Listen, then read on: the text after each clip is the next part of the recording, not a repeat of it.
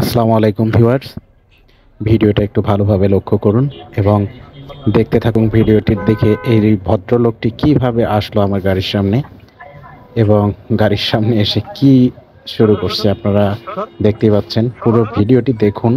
এই বাটপার চক্র আছে, এরকম কিছু আমাদের রাস্তাঘাটে পাওয়া যায়।